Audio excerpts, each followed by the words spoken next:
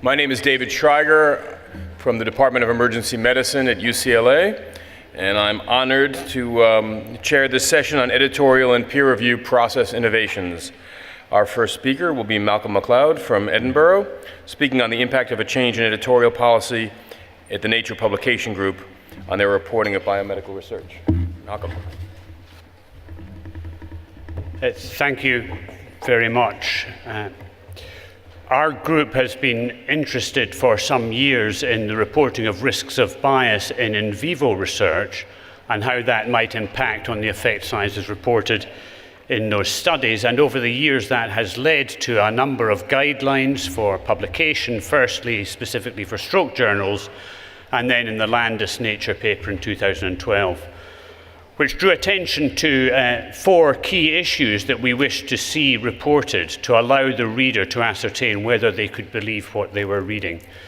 Key were randomization, the reporting of blinding, sample size calculations, and whether animals or subjects were excluded from analysis. And not long after publication of that paper, Nature Publication Group introduced a new checklist for authors in the life sciences, attempting to reduce their irreproducibility. Thank you. Key and central to which was a checklist intended to prompt authors to disclose technical and statistical information in their submissions and to encourage referees to take that into account. So we set out to determine whether that change in editorial policy, including the implementation of a checklist, had been associated with improved reporting of measures which might reduce the risk of bias. This was an observational cohort study, with the primary population being articles describing research in the life sciences, published in Nature journals, submitted after the 1st of May 2013. The intervention was mandatory completion of a checklist at the point of manuscript first revision. And for comparator groups, we chose articles describing research in the life sciences published in Nature journals submitted prior to May 2013, and similar journals and other publications in other journals, similar publications in other journals matched for date and topic. Our primary outcome measure was the change in proportion of Nature publications describing in vivo research published before compared with after May 2013, reporting all of the Landis 4 items, whether or not they'd randomized, whether or not they'd blinded, or whether they were mute on those topics. The protocol for the study was published last year in Scientometrics, the data analysis plan, published in the Open Science Framework prior to data lock, funding from the Arnold Foundation, publication this morning on bioRxiv, and our entire data set is available on Figshare as of this morning and has already been downloaded once, so I look forward to someone having rerun the analysis by the time I sit down. Yeah, and I just hope they get the same answer. So someone was specifically employed by Nature to go through our inclusion criteria, working back in time to identify candidate publications. And then they went back prior to May 2013 to identify a matching publication from the same country with the same general topic.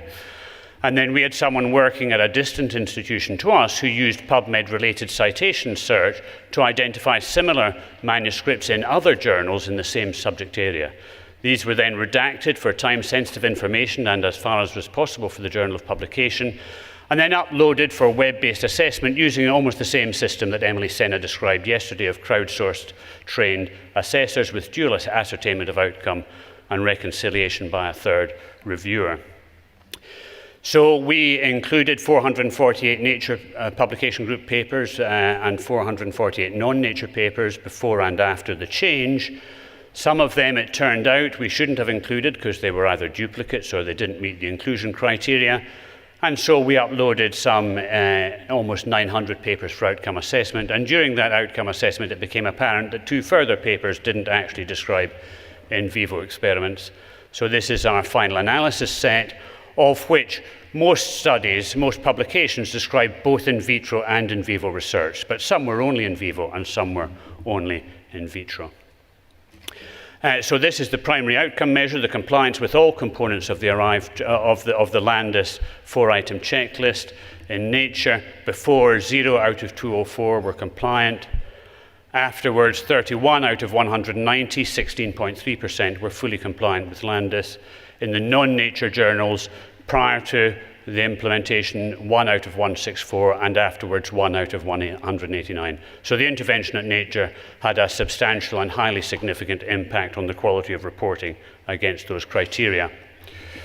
Looking at those individual components of ARRIVE, remember that I said that you could pass Landis either by saying that you'd randomized, or if you hadn't randomized, you could say, hands up, we didn't randomize, but we know perhaps we should have done.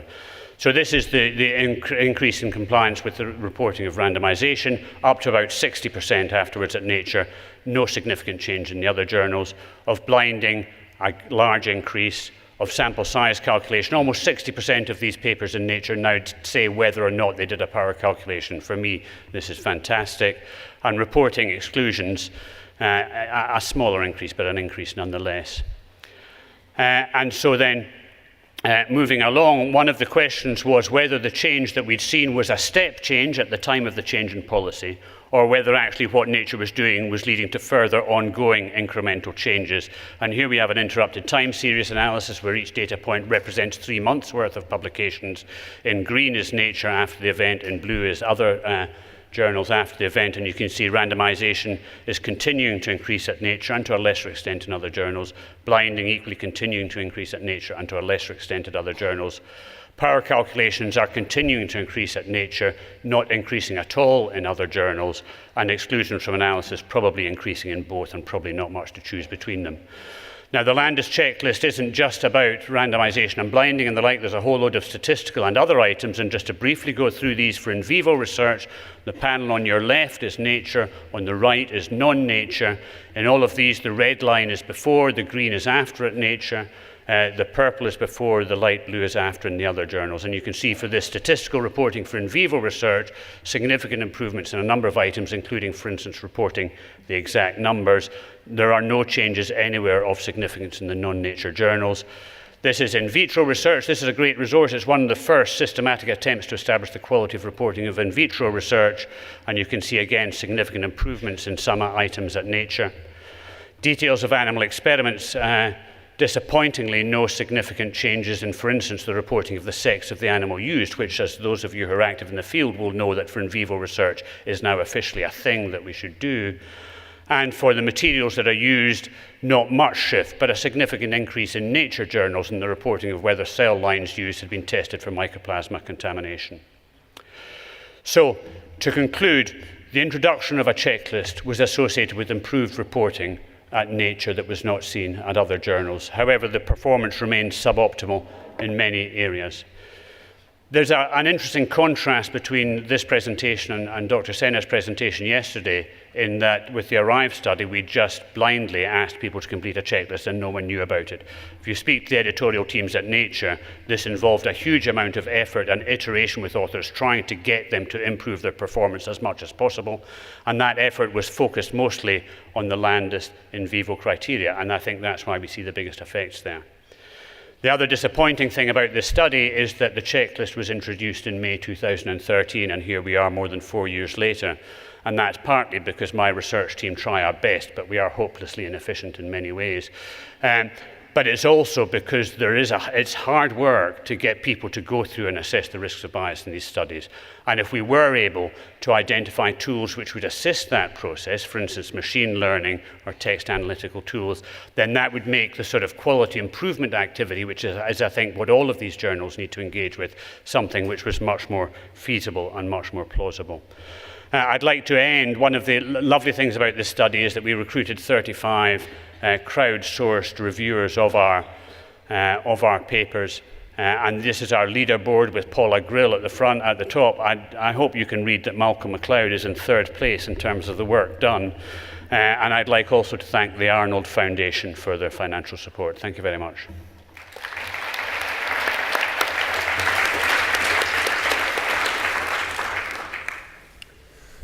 So while we await people to come to the microphones, I guess I will ask a question, which is exactly how was the checklist implemented? Who handled it, and what was the process for using it? So questions of what happened at the Nature side are probably best dealt with by the Nature team, and Soumya, who's here, has said that she's happy to speak to people later on about that. But essentially what happened, in my understanding, is manuscript goes out for review. When it comes back for review and Nature might publish it, part of that is the editor handling the manuscript starts to work with the authors to say, we've got this checklist, can you complete it? And then if they didn't complete it, they go back, and whereabouts in your manuscript does it say this? And even at the stage sometimes that they would end up saying, if the authors didn't, for instance, mention randomization, they would put in text saying we didn't randomize, and then the authors might come back and freak out. But Soumya will be able to answer that in greater detail. And there she is. Just a quick clarification on process. So every life science manuscript that goes out to review at a Nature journal goes out with an author-completed checklist. So the reviewers have access to the checklist at the very first peer review, round of peer review. And then the checklist iterates through the revision process.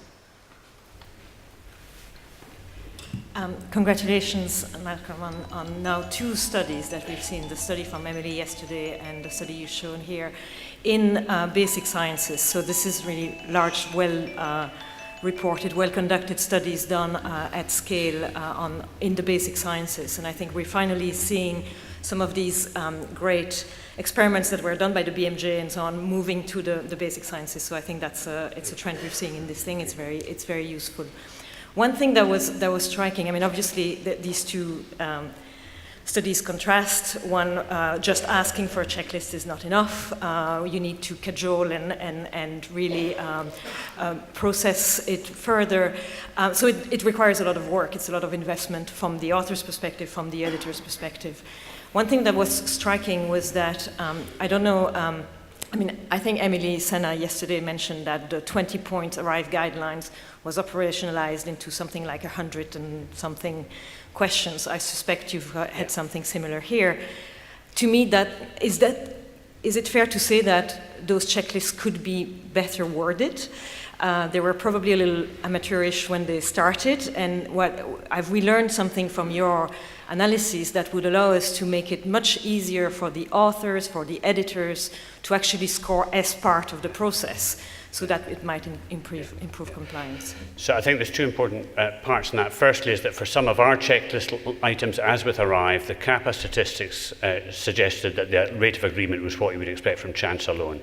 And that either means that the checklist item is poorly phrased, or that it's a concept which is not well understood by people who are actually the primary consumers of the research that's been done. So I think when we're doing checklists in the future, we should think about road testing the questions and looking at inter-observer agreement, because I think that's important.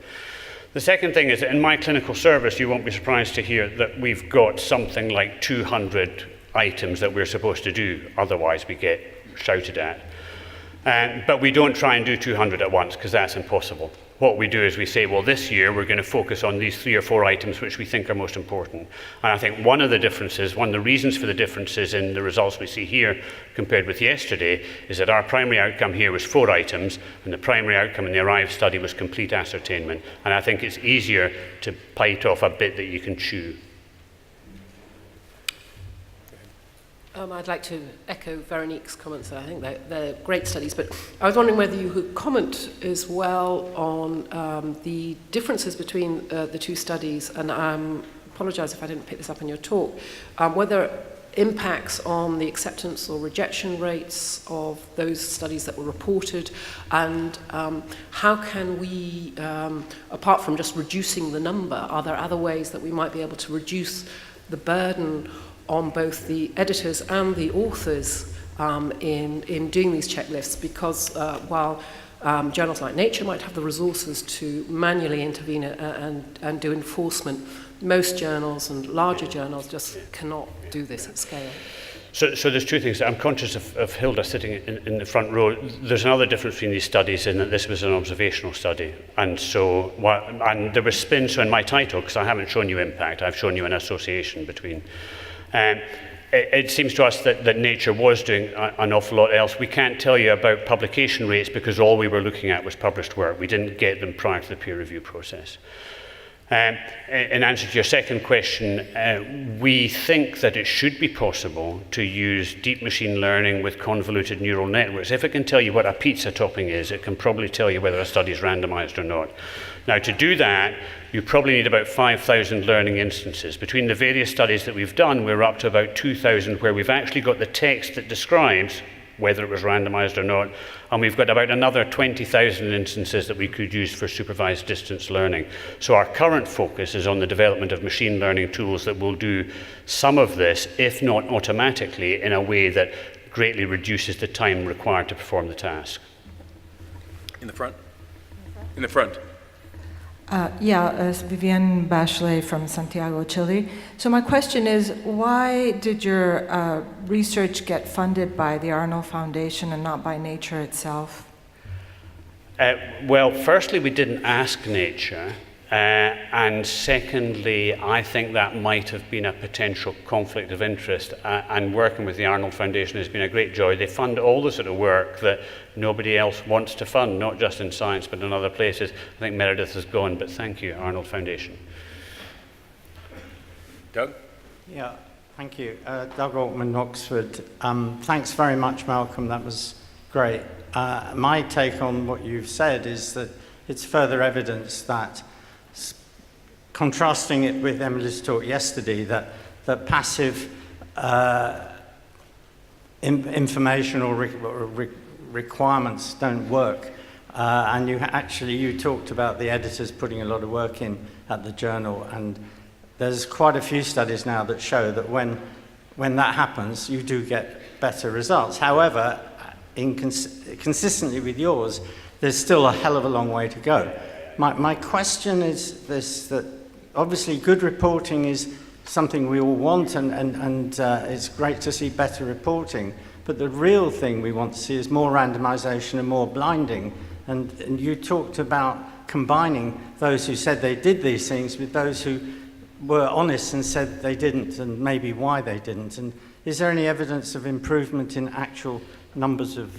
So I've not shown the data, but it's on the bioRxiv paper. There are significant improvements in the reporting of studies which did randomize, which did blind, which did do a power calculation. Now, that may be because they were done before but were latent, or it may be that people have started to do it.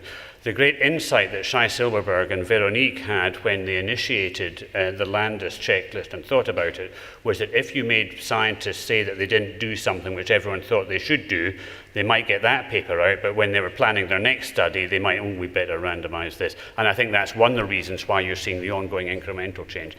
The other point is that to lay this at the door of the journals is, I think, unfair. And every stakeholder in their research endeavour has a responsibility to say, well, what's our performance here? And how can we, and whether that's an institution in the work they publish, or a funder in the work that they fund, or an individual, we've all got a responsibility to try and climb those steps to nirvana. Hi, Valda Benson at Science. This is very promising. I think it has so much potential. I'm just wondering, do you have a sense of whether sort of author non-compliance is there actual misstatement in there, or is there just misunderstanding? I mean, can we actually believe what the authors say when they fill out a checklist? So I don't know the answer to that, but one of our intentions was to make it that if an author was going to mislead, they had to actively mislead rather than just passively not describe. So if you write that you randomized and you didn't, you're lying. If you just don't write about randomization, you didn't write about it. People who peer review in the room will have had the experience of getting a paper from one journal which doesn't describe randomization, saying so in review, and then getting the same work from another journal which all of a sudden claims that it was randomized. So I'm sure that it does happen, but we didn't get a sense of it happening very much.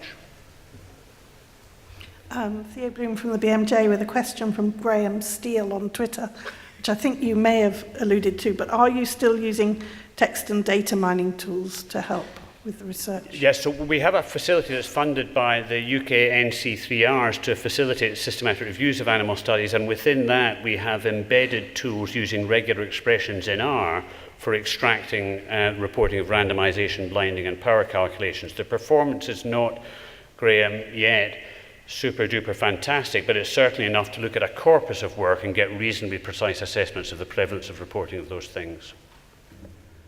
Thank you.